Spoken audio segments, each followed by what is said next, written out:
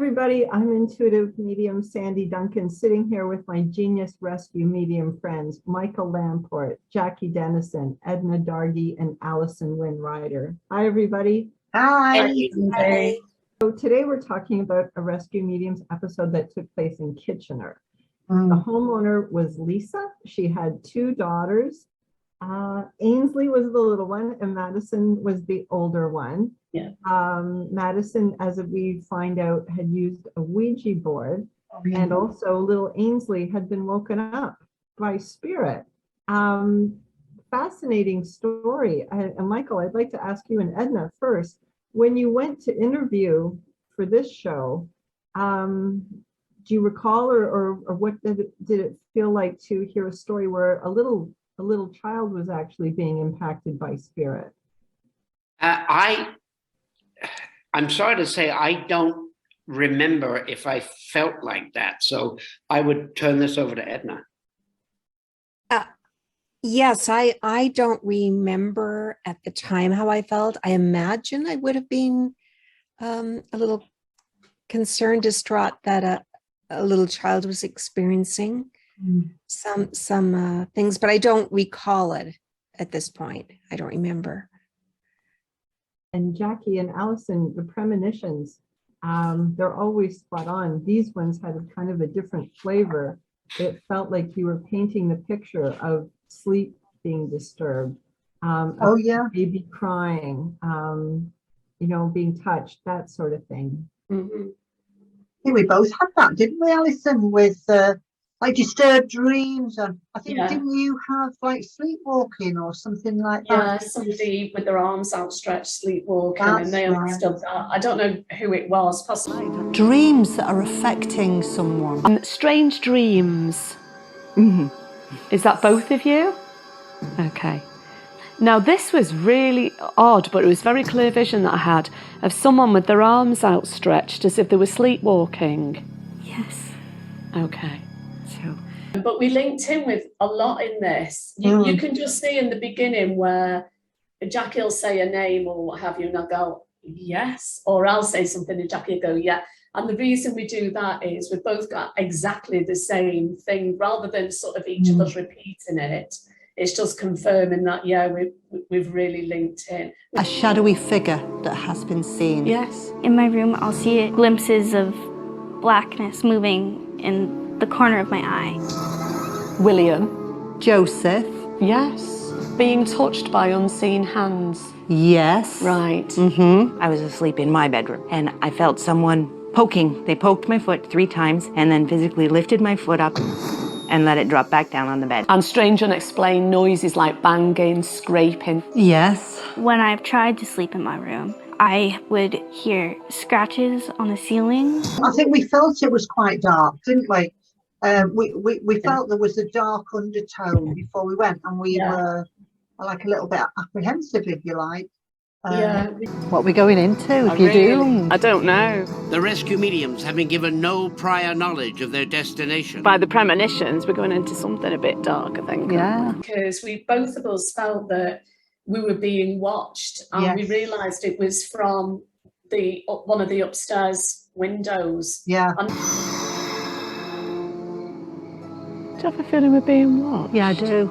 I just, and you have that creepy feeling where you know that you're being watched or there's somebody standing behind you. Or is it as if the curtains are just moving? Yeah. Yes. Yeah. It's a bit of a creepy. I know. Good start. Yeah. What was the process like when you did the premonitions? Did you do them in separate rooms at different times or at the same time separately? We're always in separate rooms. Yeah, we always and we do them like a day or so before. We'll sit and talk to our spirit guides and do the premonitions and the drawings as well. And neither of us talk about it to each other. We send them through to Edna. So by computer or whatever, or I'll scan the pictures, we'll scan the pictures and send them through to Edna. So she's got everything in advance, but we don't know. We never talk about what we've got. because we like to be able to get that on camera when we're sat next to each other, telling each other for the first time what we've had in the premonitions. So, you know, because we're not actors, you see, so you can't recreate something. You know, you can't. It's just like the first moment that something hits you. That's a natural reaction. You know, and we're not actors, so we could probably try and recreate something if we wanted to, but that's not what we do. That's not what we're about. It's about being honest and open with what we've got. Right from and the real, word go. which is Real, what it is, very real, the show, and we are as well. And I love that. I find that so exciting because obviously the first time that the viewers see or hear what both of us have got, but not only that, it's the first time we hear what each other has got. And you can see it on the homeowner's face as well. When you're first sitting down with them saying what you got, you can see their expressions, or if they get emotional. You can't recreate that. So they're hearing it for the first time. Yeah, absolutely. Yeah. That's one of the reasons that people that watch it must realize how real it is. Because if you sit down with a homeowner, and as you say, Sandy, they get emotional. Yeah. Unlike actors, you can't go, okay, cut. Now let's do that again and just try to be a little stronger with your emotion. We've never done that, and we never will. Yeah. Because the reality is way better. Yeah, the reality is way better. And I've never been able to get up in the night and use the bathroom because of your face. But you know, the other thing as well, when we are doing the premonitions with the homeowners, it's a little bit frustrating for them and for us, because they can only acknowledge what we're saying to them. So they can say yes or I don't know about that, but they can't tell us what they're experiencing right in the beginning. And we wouldn't want them to right in the beginning, because then we just have to know that, yeah, okay, they have accepted that and they understand that. But we don't know how they understand it or why they understand it. And we don't know that until we do the show and tell. Yeah. And we felt a lot, you especially, you were overshadowed, more or less, I would say, from the beginning by that female who was distraught. Oh, I can feel this woman's despair. So distraught. She's got this child in her arms. This is my baby. He's taken this child from her. Oh, God. Obviously, you know, the rescue as well. You know, we could see the tears pouring down your face, because when we're overshadowed by the spirit, you feel every single emotion. Yeah. And I could see it on Jackie's face. And I felt it as well. You feel it as the partner of the person that's being overshadowed. Oh my goodness. Wow. That was heartrending. It was heartrending. That's more heartrending for you. but even you relaying it. Yeah, and I think the emotions took hold of both of us. That, as you say, it did affect both of us. It's like somebody telling a story and you're listening to the story and you're very involved in it. And we tell the story of the spirit that we are communicating with. That's why we allow them to overshadow, so that we can get the full story. Unfortunately, what happens is we become so engrossed in it that we're actually, it's like you're walking those steps with them, isn't it, Alison? It is. But you said when we were in Madison's, we have to go into the baby's room. You knew that's where we had to be to do the rescue. Alison, we've got to go to the baby's room. We've got to go. Let's go.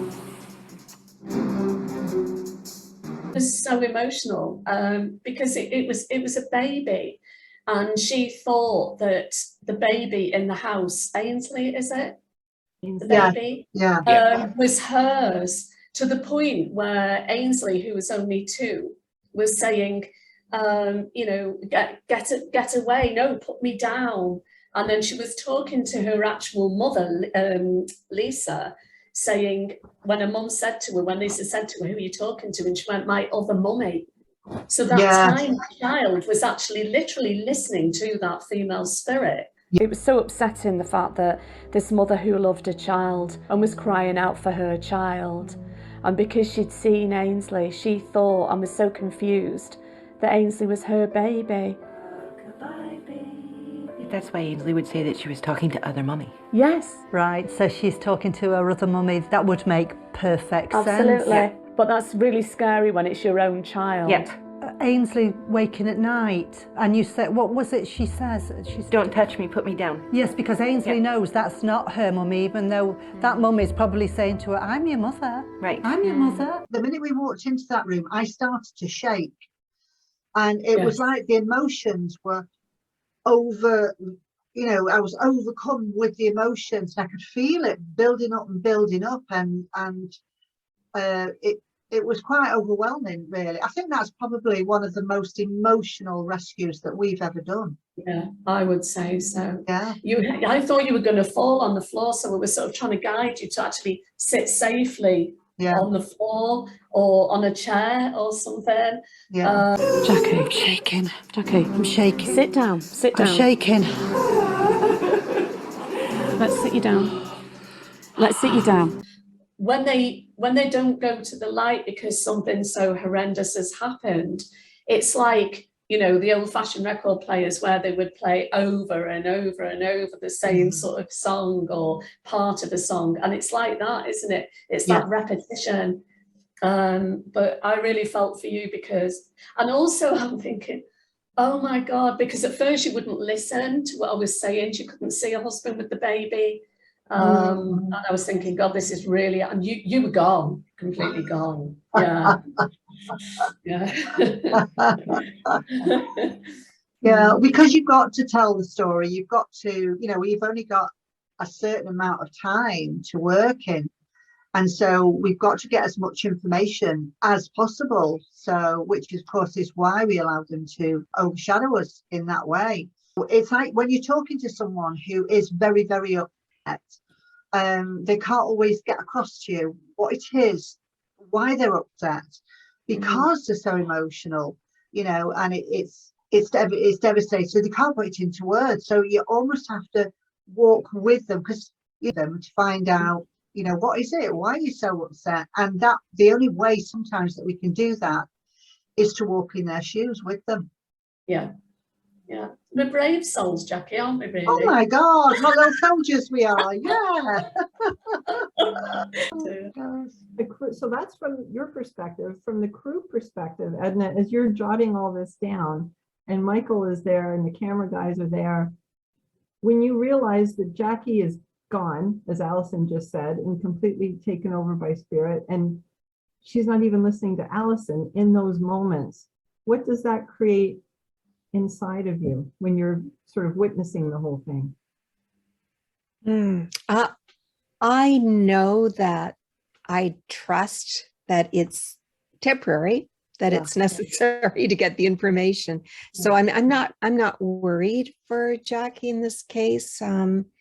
I know it's just to get the information, the story out. And I guess we've done this kind of thing so often at this point that I guess I'm very neutral, because I'm just busy scribing, getting the information down, and I know that it's going to be resolved and it'll be fine. Now, true, when Jackie's overshadowed and there's all the emotion of Hannah, the mother, then yeah, you feel for that. You do, but you know it's going in the right direction. Yeah, that's very true. And from my perspective, Sandy, it is always, to me, fascinating to see an overshadowing and very scary.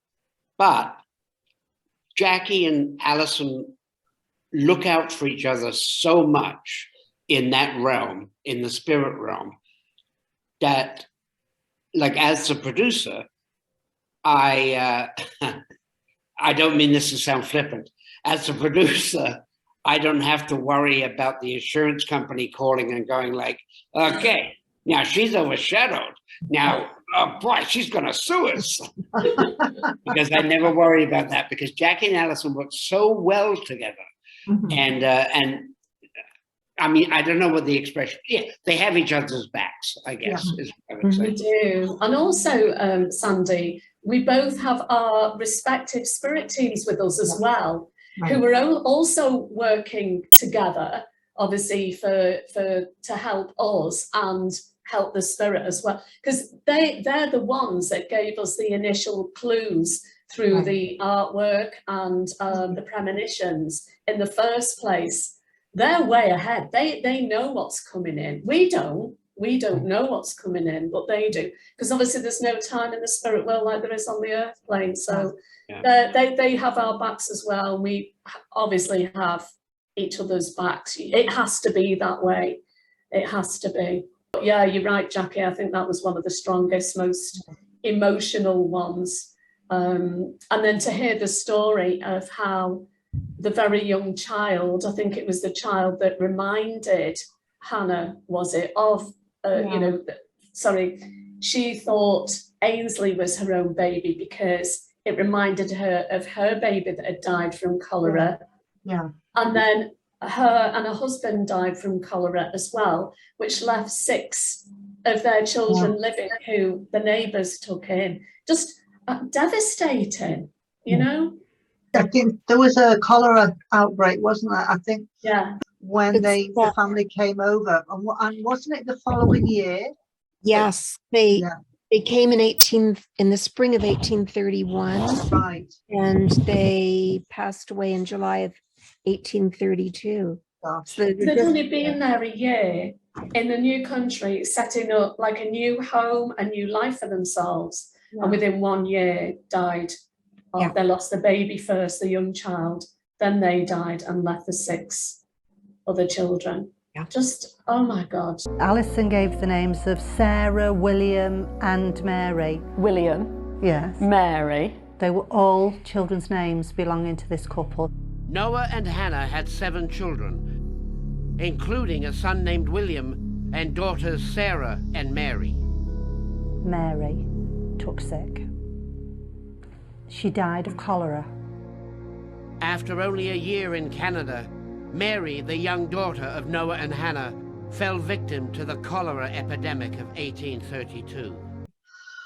Absolutely, heartbreaking. Edna, do we know what happened to the other children? Let's see, there was Jacob and Sarah. They actually, all of the children, it looks as though they were separated out to different families. So they didn't go together, with their siblings. And they were Mennonite families. They lived in a Mennonite community, although they were not Mennonite themselves, but they were certainly accepted and looked after by them. And 2 of them, Sarah, she passed away in 1840 of scarlet fever. She was only 10 years old. Oh my God. And Jacob passed away in 1841 at 12 years old of scarlet fever. Wow. The others went on to, the other 4 went on to marry, grow up and marry into the community. One of them, William became a Mennonite deacon in the community. Oh, wow. Wow. Yeah. He had 12 children with one wife and then 6 with a second wife. Oh my God. So the family continues. Well, he grew up very healthy then. 18 kids. That's about 18 kids, isn't it? My goodness. That's Imagine right. the noise in that house. I didn't realize this because I don't think we put this in the show, but I didn't realize that they were Mennonites. No, I didn't. And for people that are listening to us now, Kitchener in Ontario is one of the centers, that and St. Joseph's, which is very near it, of the Mennonite community in Canada. Right, St. Jacob's. St. Jacob, sorry, yeah. Yeah, and again, they came from England, and this is the church in Suffolk, England, where they were married. Oh, Wow. Yeah, because, you know, initially, one of the things that I saw them dancing and they were happy. oh yes. That was one of the initial sort of things, and they And actually quite a nice image of a man and a lady dancing. must have been, you know, just about to start a new life and all of that, and getting involved in the church and everything, because obviously that's what they enjoyed, you know, when they were in England. And then it just turned. You drew a church, though. You drew a church, Alison, didn't you? So, yeah. You know you did. Yes, I did. They expect to encounter during their investigation. Whatever. Well, that was important as well, really, you know, because it's a religious aspect. But what doesn't that play out in the ending, Edna? Was they weren't buried in a church,yard, or they couldn't That's be. right. Weren't they buried on farmland? They were. Because of cholera, they couldn't be on the church land or something. Found out that piece of land, just grab that, was that it was up for development, real estate development. Oh, yeah. Oh, yes. And That would have been a big thing for them not to have been buried at the church. There is no evidence that those graves are there because there are no crosses, there are no stones to mark the spot. What is a little bit disturbing is that we have come across an application for a housing development on the very piece of land where that cemetery is. A company has submitted an application to subdivide and develop the farmland, which holds the remains of Hannah, Noah, and Mary. Work continues, although these 200-year-old graves have yet to be found.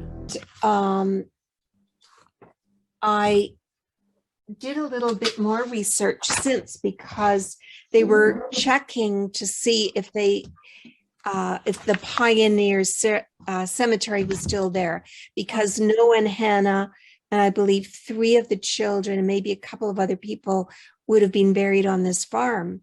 Right. And so they put in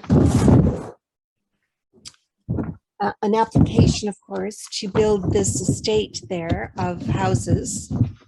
And of course, one of the provisions is that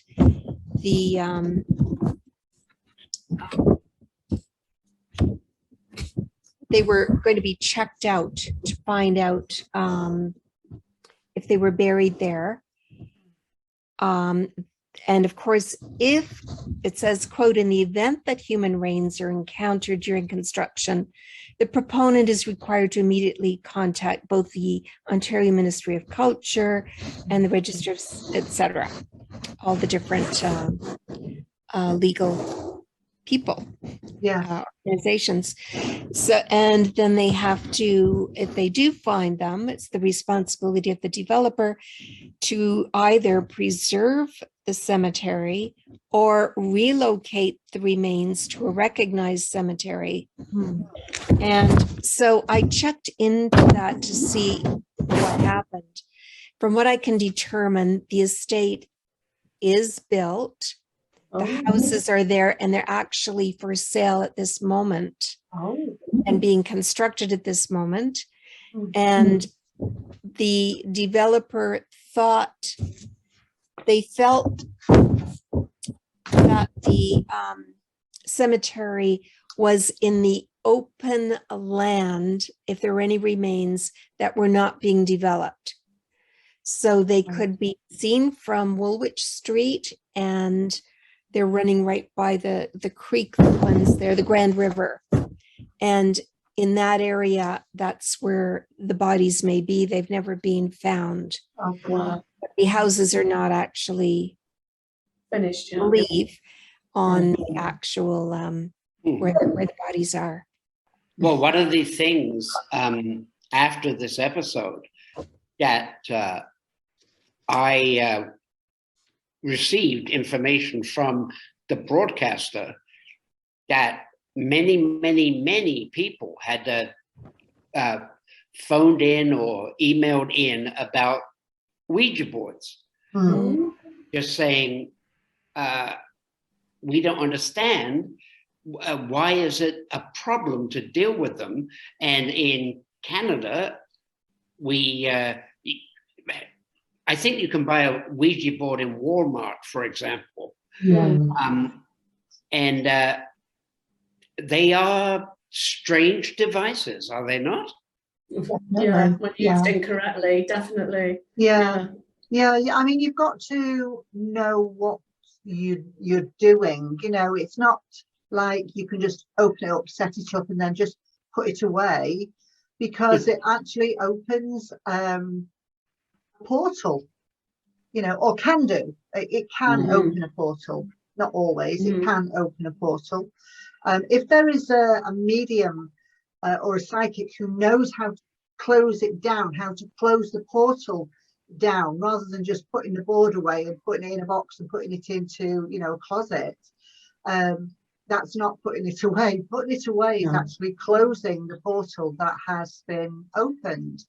So, you know, providing it is used in the correct way, then I suppose it would be okay to use it. However, I would never promote it be used, and I certainly wouldn't be advising children to use them at all. You know, well, they sell them they sell them in toy shops, or toy shops. As well as, like you say, Michael, at Walmart.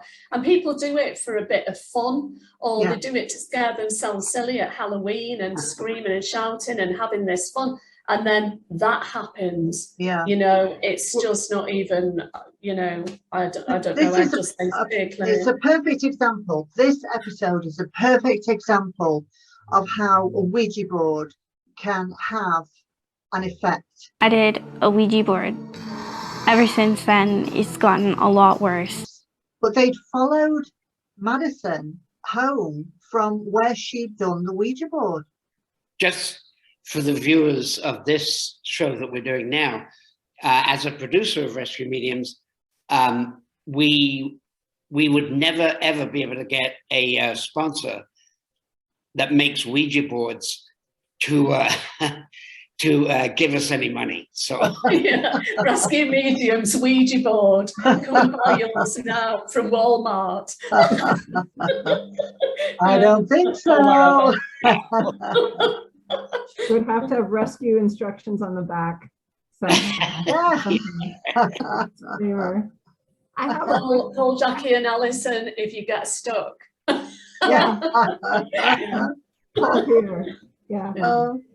know, it's a good job that we that we have a little bit of fun at the beginning and then when we finish, because we really need it in a show like this, don't we? We so do. I mean, even the arrival, we should have known really with the arrival that there was something that wasn't going according to plan. After a long taxi ride to the troubled residence, the only mystery is the amount on the meter. That can't be right. $1,200. We can't pay that. I think we better get out, Ali. It's gone up to 13 now. All right, let's leg it now. Yeah. Getting out and running. The cab fare will have to be paid later. For now, the rescue mediums continue their journey on foot. I have a question. Jackie, I'd love to start with you. If you found yourself on the other side in the form of a spirit, is there anywhere that you would like to haunt? Gosh, that's an interesting question. Can I get it kicked off? Can I get it started? Yeah, go on then. I would go to the gold reserve just because I want to see all that gold, and the pyramids because I want to get in without lining up. There. Whatever you want to see. Where would I go? Where would I go? Yeah, I quite like the pyramids, I suppose. We'll go together. We'll go together. Yeah, Venice I'd go to. Venice, yeah. Yeah, Venice. Oh, Buckingham Palace, that would be fun, wouldn't it? Oh, yes, yes. The royal Lots of family ghosts calling there. the producer of Rescue Mediums because Buckingham Palace is like haunted. There's unexplained stuff going on. Somebody unnamed has done a Ouija board. Where would you go, Michael? I don't know if I would come back to this corporeal plane to haunt anywhere. I personally think I'd probably just hang around the Rainbow Bridge and hang out with the animals. I love that. Wow. Oh, I love that. Yeah. Wow. The dogs, the cats, the lizards, the whatever, because they're not going to bite you. They're not going to, they are on a different plane. So I think I would enjoy that more than anything. Yeah. Cool. I wrote a meditation yesterday about the Rainbow Bridge because we lost our cat Celeste. Yeah, I know. So it's funny that you're saying about the Rainbow Bridge, but that's a lovely thought, Michael. Yeah. Edna has to tell us her haunt version then. Where would she go? She does. I like yours, Michael. I like the Rainbow Bridge. How could I go anywhere else after hearing that? So you're haunting together. Okay. You're hanging around together on the Rainbow Bridge. Well, if we do, okay, but then we mustn't argue. We must just be nice. But you know, it's an interesting question, Sandy, and I have, because I do past life regression work, I have actually journeyed between lives where I was very aware of I was haunting a location. Wow. Because I was married, I was in France, I was a male, I had I got a wife and 2 children, and it was just before the French Revolution. So my wife and children were going on a ship to England, and I could see myself in one of these great big long pier mirrors that, you know, huge things in this great big hall. And I could see what I was wearing. You know, I'd got like this wig and fancy lace and silver brocade jacket. And I was going to join the ship that my wife and children were on. And I was late. Story of my life, really, always late, you know. And I was late. I've not learned from that past life either. So I was late, and I was in a rowing boat going out to join the ship, and the rowing boat capsized and I drowned. So I was aware of the drowning. Then the next thing I was aware of was I was in a building, and the building was it was a lot of stonework, a lot of dark wood, and I knew it was somewhere in England. I didn't know where it was, I just knew it was there. And I could see a great big long table with lots of people sat around it. And I was walking round and round in circles, and the people at the table kept turning around as if to say, what's going on here? Who's this? And it was me. And I was wondering, why can't you see me? And then all of a sudden I realized that I could hear laughter, and I could see my wife laughing and my children who were older. So I would say that it was probably 5 or 6 years later. And I see the children, they were all laughing. She'd married again, and she was very, very happy with this person, and the children, and they were having a lovely, lovely time. And as soon as I made that recognition, poof, I was back, and I was back into the spirit world. And so I went through a healing phase. So it's interesting you should talk about the Rainbow Bridge, because I can see the rainbow colours in a healing phase. So yeah, maybe that's why I'm a rescue medium now, because I needed rescuing at that time. Yes. Yeah, fascinating. Oh, it's amazing. Yeah. I think the good thing was that at the show and tell, when we were talking to Madison, she'd actually slept in her bedroom for the, Yeah. you know, previous 2 nights, and she hadn't slept in that room for over a year. Yeah. Yeah. So, before we go on any further, could you tell us if you've noticed a difference in the house? Yeah, Maddie has slept in her own room 2 nights in a row. Great! Yes. That is good news. Yep. I haven't slept in here for about a year and a half. Yeah, it just shows, you know, once we've sent the spirit to the light, how everything sort of lightens more or less straight away. Sometimes there's a little bit of residual energy, but what people don't see us doing is we're doing, you know, Reiki symbols around the place, and you know, we're lighting incense and so on, and saying sort of positive affirmations, putting crystals in the property and all of that to sort of lighten it. Also opening windows and doors helps any stagnant energy to go, and sound as well. So, you know, we do all of that, don't we? So that's what people don't see us doing after we've done the rescue. So it doesn't stop there. We won't go until we, you know, we've helped to dissipate any negative energy that's sort of hanging around, so to speak. Yeah. I love the cheers on this one. I'd forgotten about it, you know, and it's where we're actually watching one of our own episodes, stuffing ourselves with popcorn and saying something about a census. The spirit saved. The rescue mediums find themselves looking forward to a quiet evening in with their favorite television program. I just want to see the ending. I just want to see what happens. Those 2 women are just fantastic, I tell you. It's a good show, isn't it? They really are. They really are. I tell you what though, Jackie, I love the research, especially the family tree, and the fact that sometimes there's a census. We've not used a census this time, Alison. You know, and I'm glad we haven't. Why? It was too much hard work, and I sense us working overtime. Oh! Cheers! Do you have any more questions, Sandy, or are we going to do a cheers? Well, let's have a quick look. You know, I think that's it. Okay. Well, then, That's it. We shall do a cheers. absolutely. Okay. Thanks, everybody. Cheers, everybody. Cheers. Everyone. Cheers. Cheers. Thanks, Sandy. Thanks, Thanks, everybody.